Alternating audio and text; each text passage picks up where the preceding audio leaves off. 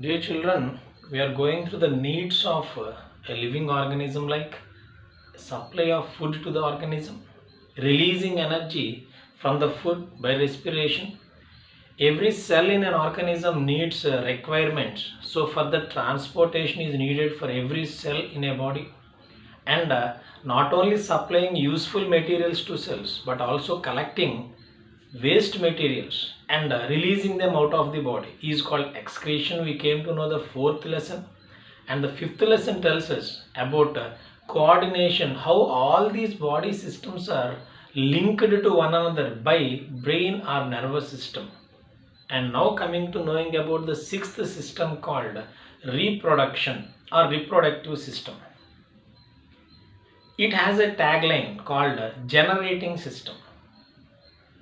Why it got another meaning, a subtitle called generative system? Because every organism has an ability to generate, to produce another organism of its same kind, that is called the same species. Human being can generate another human being only, a dog can generate another dog only, a mango tree can generate another mango tree only. This generation of same kind of another organism is called reproduction. Production means giving rise to anything.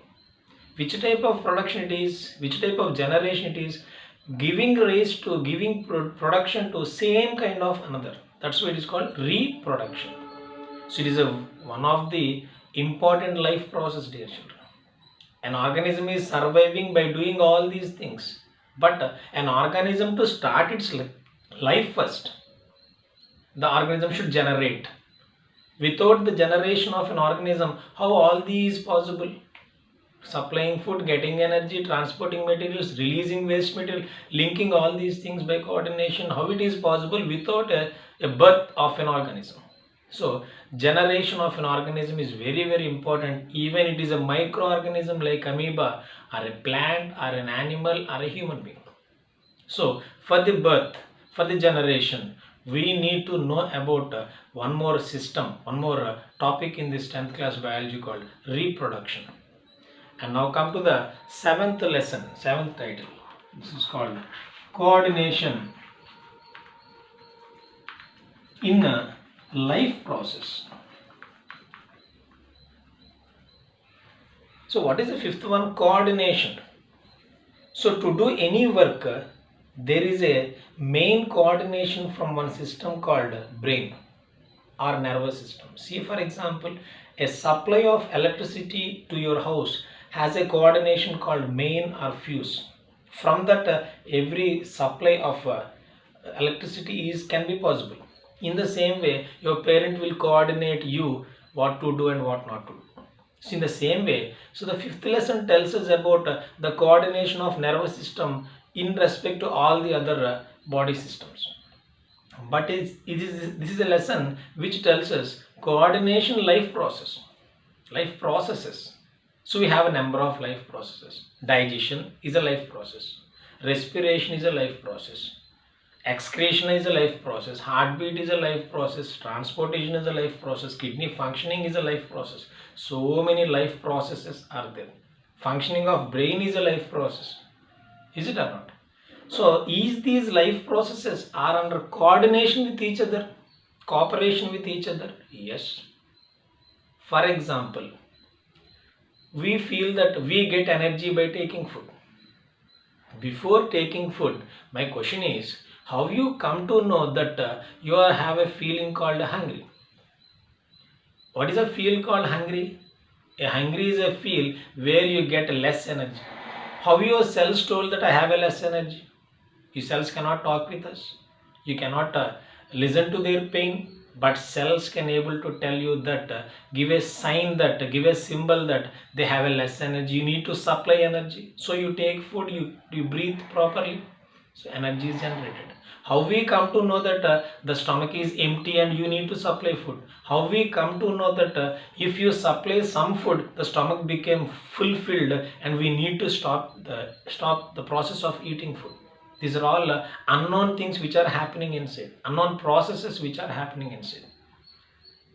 So like that, many life processes are there. They have a coordination with each other. How much to supply water? You supply what is the need of your cells, you will supply. If any excess is there, the cells will remove it out.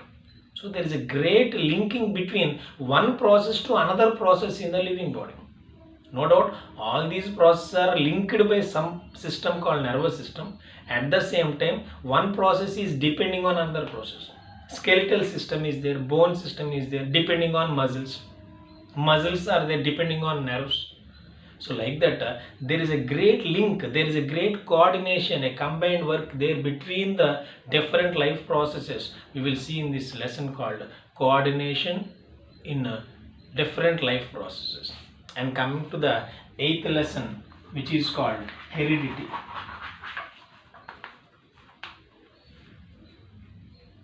Heredity.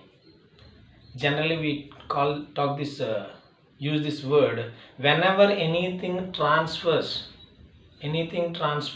from parent to the offspring or next. Heredity is a word which means if anything transfer from parents to you, parents to next generation, is called heredity. So if anything is there, how you got this skin color, you simply say that it is hereditary factor. That is nothing but which means which came from your parent.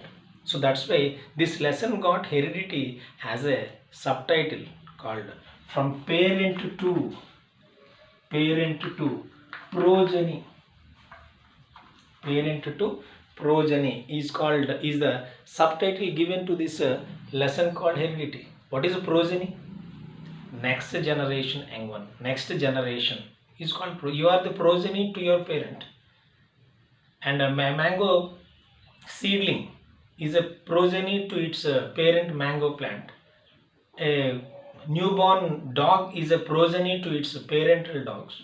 So progeny is a next generation N1 to any organism, either to a microorganisms or to a plant or an animal or a human being. So how the characters are transferred? So if you know one thing, there are so many things are characters, so many characters are resembling with your parents to next generation. How it is possible? How these are transferred? That is called heredity. And this is about the 8th lesson. All these 8 lessons tells us about the living system, the living body and the internal activities and how they are coordinating, how they are taking place and how they are useful to us.